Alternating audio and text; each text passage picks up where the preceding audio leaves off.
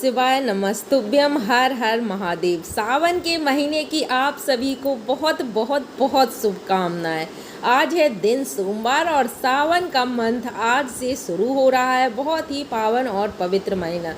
तो सुबह सुबह हम भी लग गए हैं पूजन में। और दोस्तों, ये जो वीडियो है आज का ही है और आज ही हमने आप लोगों तक पहुंचाने की पूरी कोशिश करी है। तो बहुत से लोग सावन के महीने में नित्य प्रतिदिन पार्थिव शिवलिंग पूजन का बनाकर करते हैं। लेकिन दोस्तों, अगर आप नित्य प्रतिदिन नहीं कर पाते हैं तो सोमवार के दिन ज़रूर से करिएगा, क्योंकि सोमवार को हम सभी बाबा के लिए व्रत भी रखते हैं सोमवार का। और अगर आप पार्थिव शिवलिंग बनाकर पूजन करते हैं तो आप जिस किसी कामना के साथ शिवलिंग की पूजन करते हैं, बाबा से जो भी मांगते हैं बाबा निश्चित रूप से प्रदान करते हैं। क्योंकि कहा जाता है कि सावन के पूरे महीने में बाबा जो हैं वो पृथ्वी पर ही रहते हैं माता गौरी के साथ, और बहुत ज़्यादा प्रसन्न इस समय बाबा होते हैं। तो जो भी भक्त उनसे जो कुछ भी कामना करते हैं, जिस कामना के साथ पूजन करते हैं, वो कामना निश्चित रूप से उनकी पूरी हो जाती है।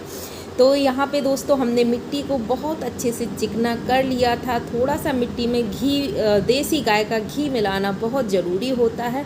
घी और दूध और दही, इन तीन चीज़ों को ज़रूर से मिट्टी में अच्छे से मिलाएं, जिससे कि बाद में जब हम अभिषेक करें तो हमारे जो शिवलिंग हैं वो घुले ना ही उनमें क्रैक पड़े। क्योंकि अगर लोग मिट्टी चिकनी नहीं करते, ऐसे ही शिवलिंग बना लेते हैं तो मिट्टी में क्रैक आ जाता है। और दोस्तों, बेलपत्री लेनी है। बेलपत्री को आप सीधा रख लीजिए और डंडी का जो भाग है वो उत्तर दिशा की ओर कर दीजिए। उसके बाद सबसे पहले थोड़ी मिट्टी लेकर बेलपत्र के ऊपर रखिए। और सबसे पहले हमें शिवलिंग बनाना है और उसके बाद जलाधारी बनाए, फिर बाबा का थोड़ा सा श्रृंगार कर लीजिए। बस इसी तरह साधारण विधि से आपको जो है शास्त्रीय विधि अनुसार पार्थिव शिवलिंग मैं बनाती हूँ। और ये जो विधि है वो पंडित जी प्रदीप मिश्रा जी के द्वारा बताई गई है। क्योंकि दोस्तों, शिवलिंग तो बहुत कई प्रकार से बनते हैं, अनेक तरह से लोग बनाते हैं, बहुत अच्छी साज सज्जा के साथ बनाते हैं। लेकिन मैं रोज़ाना प्रतिदिन अगर शिवलिंग बनाकर पूजन करती हूँ तो बस इसी तरह साधारण विधि से और बहुत ही सरल विधि से। क्योंकि इस तरह से शिवलिंग बनाना सभी के लिए बहुत आसान रहता है और हमें ज़्यादा दिखावा नहीं करना, सिर्फ हमें अपनी पूजा करना है। तो आप इस तरह से बहुत सरल विधि से शिवलिंग बनाकर पूजन करिए। ध्यान यह रखिए कि हमें पूजा पूरी श्रद्धा भावना से करनी है। यह नहीं करनी है कि हमारे जो शिवलिंग है बहुत अच्छे से डिजाइनर बने, तभी हमारी जो है पूजा सफल होगी। पूजा तो आपके जो भाव हैं उससे सफल होती है कि आप किस भावना के साथ पूजन कर रहे हैं, कैसे आपके मन के विचार हैं। तो उसी प्रकार से जो है हमें वो उस पूजन का फल मिलता है। आप कितने भी अच्छे शिवलिंग बना लीजिए, कुछ भी कर लीजिए, लेकिन अगर आपके मन के जो हैं भाव सही नहीं है तो हमारी पूजा है व्यर्थ है। तो दोस्तों, शिवलिंग बना लिए हैं हमने। अब सब जो सामग्री है वो सारी एकत्र करके आप एक जगह पर रख लीजिए। सामग्री में मैं आपको बता देती हूँ, बहुत ही साधारण सिंपल जो रोज़ की सामग्री है वही मैं पूजन में लेती हूँ। दूध, दही, पंचामृत, जो अभिषेक के लिए 5 चीज़ें चाहिए होती हैं, जैसे कि दूध है, गाय का घी है, शहद है, दही है और शक्कर। ये 5 चीज़ें ज़रूर से आप रख लीजिए। जनेऊ रख लीजिए। अगर आप नित्य जनेऊ नहीं चढ़ा पाते, क्योंकि फिर जो विसर्जन करके कोई मिलता तो है नहीं, आजकल कोई जनेऊ धारण भी नहीं करता है, तो आप ज़्यादा परेशान मत होइए। अगर नहीं मिलता है तो अब बस सोमवार के सोमवार बाबा को जनेऊ समर्पित कर दीजिए। 2 सिपाड़ी हमने ली है, जिनसे एक माँ गौरी की स्थापना करी और एक से गणेश जी भगवान की स्थापना करी है। बेलपत्र ले लीजिए। आपको 5, 7, 21 जितनी मिलती हैं उतनी बेलपत्र ले लीजिए। जो भी पुष्प आपको मिल जाते हैं, परेशान मत होइएगा। कुछ लोग ना सामग्री एकत्र करने में इतने ज़्यादा परेशान हो जाते हैं और अगर उनको सामग्री नहीं मिलती है तो फिर वो लोग पूजन भी नहीं करते हैं।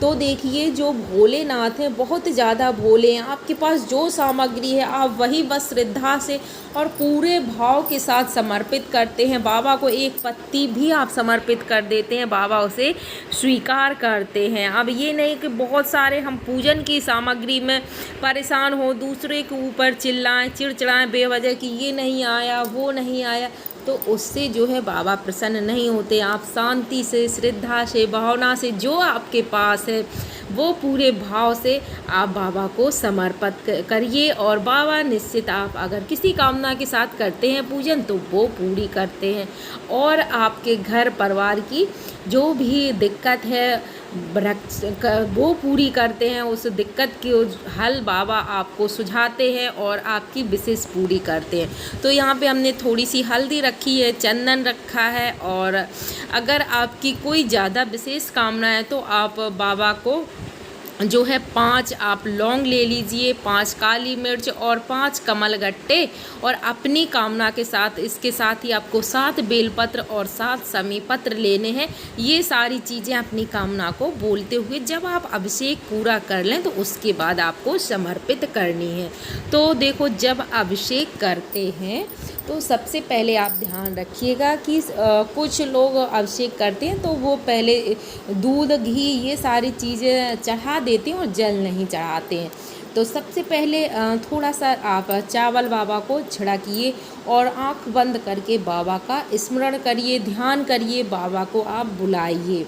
उसके बाद जब आपने चावल छिड़क दिए थोड़ा सा जल समर्पित करिए, चंदन फूल सारी चीज़ें आप चढ़ा दीजिए। प्रसाद के लिए आपने गुड़, शक्कर, मिष्ठान जो भी रखा है उसको आप चढ़ाइए, और फिर हमें कच्चा दूध है जो बाबा को, उससे बाबा का अभिषेक करना है। फिर थोड़ा सा शुद्ध जल से अभिषेक करें, फिर दही से अभिषेक करें, फिर शुद्ध जल चढ़ाएं, फिर घी से अभिषेक करें, फिर शुद्ध जल चढ़ाएं, फिर आप शहद से अभिषेक करें, फिर शुद्ध जल चढ़ाएं। इसके बाद आखिरी में हमें जो है शक्कर से अभिषेक करना होता है और फिर से शुद्ध जल चढ़ाना होता है। जब ये इतना कर लें उसके बाद फिर से हमें फूल, चंदन, अक्षत सारी चीज़ें आप वस्त्र स्वरूप बाबा को और गणेश जी भगवान को, माता गौरी को कलावा समर्पित कर दीजिए। जनेऊ है जनेऊ समर्पित कर दीजिए, फूल समर्पित कर दीजिए, कमल के फूल मिलते हैं वो समर्पित कर दीजिए, बहुत अच्छा रहता है। अगर नहीं मिलते हैं तो आप 2 कमल गट्टे भी समर्पित कर सकते हैं, जैसा कि मैंने अभी बाबा को 2 कमल गट्टे थे मेरे पास, पहले मैं मंगा के रख लेती हूँ, तो वो समर्पित कर दिए हैं। फिर आप एक एक करके बेलपत्र समर्पित करिएगा, और बेलपत्र में राम नाम जरूर से लिखिएगा। अगर आंकड़े के पुष्प मिल जाते हैं तो आंकड़े के पुष्प जरूर से भोलेनाथ को समर्पित करिएगा। चंदन अगर आप घिस कर लगाते हैं दोस्तों, मैं हर वीडियो में आप लोगों से कहती हूँ कि जो चंदन है वो घिस के लगाइएगा, चाहे आपके पास भले ही पिसा हुआ चंदन है उसको भी अगर आप पत्थर के जो होलसे हैं उस पर घिस कर लगाते हैं तो उसका महत्व है जो कई गुना बढ़ जाता है। तो चंदन हमेशा घिसकर ही तैयार करिएगा और फिर बाबा को वो जो है चंदन समर्पित करिएगा। दोस्तों अगर जैसे कि आप शिवलिंग नहीं बना पाते हैं तो भी आप पूजन कर सकते हैं। शिवलिंग नहीं बना पाते हैं कोई बात नहीं है, आपके घर में छोटे से शिवलिंग कांच के हैं, लकड़ी के हैं, स्टफिक के हैं, पीतल के हैं, जो भी शिवलिंग है इसी विधि अनुसार नर्मदेश्वर महाराज हैं, आप उनका जो है पूजन अभिषेक अपने घर में करिएगा। देखिएगा आपको कितनी ज़्यादा जो है एनर्जी महसूस होती है, आपके अंदर ऐसी ऊर्जा आएगी जिससे आपको लगेगा कि अभी सारे जो कार्य हैं वो मैं आपको करने की आपके अंदर क्षमता महसूस होगी, और आपके घर का जो वातावरण है वो भी बहुत ज़्यादा शुद्ध हो जाता है और घर में एक सकारात्मक ऊर्जा का प्रभाव होता है। तो बस लास्ट में हमें कपूर की आरती कर देनी है और उसके बाद प्रार्थना करते हुए बाबा की आरती ओम जय शिव ओमकारा गाइएगा पूरी श्रद्धा भावना से। और दोस्तों जब पूजा करें बाबा की तो आप एक बात ध्यान रखें कि आपको उत्तर दिशा की ओर मुख करके ही बाबा का जो है पूजन करना है। और अगर व्यवस्था ऐसी नहीं हो पाती है कि उत्तर दिशा की ओर आप मुँह करके नहीं बैठ पाते हैं, तो आप पूरब या पश्चिम में भी मुँह करके बैठ सकते हैं। झोली फैलाकर बाबा से प्रार्थना करिए, अपनी जो आपने गलतियां करी हैं उनके लिए बाबा से माफ़ी मांगिए, और जो कहिएगा कि आगे जो जीवन में है वो हमें ऐसा रास्ता दिखाते रहें जिससे कि हमसे कोई ऐसी गलती ना हो जिससे हमें हमारी वजह से किसी को हानि पहुँचे। तो इस तरह से आप प्रार्थना करिए। फिर जब आपकी पूजन हो जाए, दीपक शांत हो जाए, 1-2 घंटे हो जाएं, उसके बाद आपको विसर्जन करना है। तो विसर्जन भी आप बहुत साधारण तरीके से घर में इस तरीके से कर सकते हैं। किसी भी पात्र में जल भरिए, थोड़ा सा गंगा जल डालिए, उसी में बेलपत्र, फूल वगैरह हैं जो है वो सब समर्पित कर दीजिए। बाबा से प्रार्थना करिए कि बाबा आप हमारे घर परिवार की रक्षा करें, हमें सतबुद्धि प्रदान करें, और संसार जगत में जो भी जीव हैं उन सबको आजकल ना सतबुद्धि की सभी को ज़रूरत है, क्योंकि लोगों की जो बुद्धि है वो बहुत ज़्यादा इस टाइम दोस्तों ख़राब हो चुकी है। तो अगर हमारी जो है दिमाग और बुद्धि सही चलेगा तो सारी चीज़ें जो है वो सही होने लगेगी, और हमारा अगर समाज सही रहता है तो हमें किसी प्रकार की दिक्कत नहीं होती है। तो बाबा से प्रार्थना करके और जो जल है अपने सिर पर ज़रूर रखें। इसके बाद आप उसके बाद जो सारा जल है वो भी आप उसी बास्केट में आप समर्पित कर दीजिए जिस बर्तन में आपने विसर्जन किया है। अभी आपको विसर्जन नहीं करना, ये थोड़ी देर आप जो भगोनी ली है उसको रखा रहने दीजिए जिस पात्र में आपने विसर्जन किया है, क्योंकि जब शिवलिंग ना थोड़े से घुल जाएं तब आप किसी क्यारे में, गमले में विसर्जन कर दीजिए। नहीं, बाद में क्या होता है, बहुत से लोग शिकायत करते हैं कि हमने विसर्जन किया था और हमारे जो है शिवलिंग घुले नहीं। तो वो इसी वजह से रहता है कि आप तुरंत जाके विसर्जन कर देते हैं। थोड़ी देर जो शिवलिंग की मिट्टी है नरम हो जाएगी, उसके बाद आप विसर्जन कर दीजिए। या फिर आप थोड़ा सा जिस गमले में विसर्जन करते हैं तो वहाँ की मिट्टी हटा दीजिए, गड्ढा वगैरह ऐसा कर लीजिए और फिर विसर्जन कर दीजिए। तो इससे और जो आपकी फूल पत्ती हैं वो भी यहाँ वहाँ ना उड़ें, इसका भी विशेष ध्यान रखिए, क्योंकि बहुत हमने देखा है मंदिरों के आसपास जो बेलपत्र है वो हमारे जो है पैरों तले कुचलती रहती है। तो इससे भी बहुत ज़्यादा मतलब आप समझिए कि हमने इतने भाव से जो बाबा के ऊपर चढ़ा हुआ है वो प्रसाद है वो पैरों में ना जाए, कुचले नहीं। तो पत्ती फूल है उसको भी आप उसी मिट्टी में थोड़ा सा दबा दीजिए जो वो हवा से यहाँ वहाँ उड़े नहीं।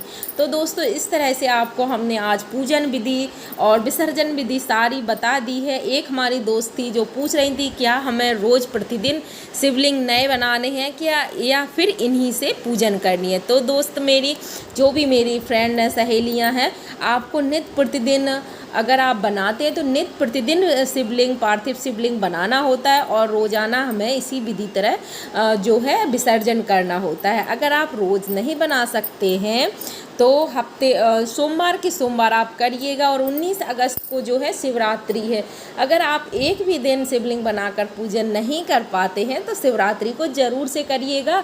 और पूजन की जो वीडियो है मैं कोशिश करूँगी आप लोगों को लाइव दिखाने की कि किस तरह से हम पूजन करते हैं। तो दोस्तों अगर वीडियो पसंद आया हो तो लाइक ज़रूर से करिएगा, और आप हमारा वीडियो कहाँ से देख रहे हैं ये ज़रूर से बताइएगा। दोस्तों मिलते हैं ऐसे ही दूसरे वीडियो में, तब तक के लिए हर हर महादेव। महादेव आप सबकी समस्त मनोकामना इस सावन के महीने में पूरी करे। तो चलो चलते